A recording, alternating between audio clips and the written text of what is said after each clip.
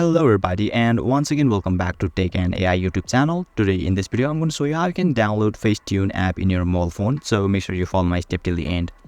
First of all, you need to search for the FaceTune in your App Store or Play Store. Now right after that you will be able to see an app at top on in the screen where it is distinguishable by its logo and is developed by Tricks Limited. And don't forget, you'll find the download option at the right side. Just tap over there and your download will begin automatically.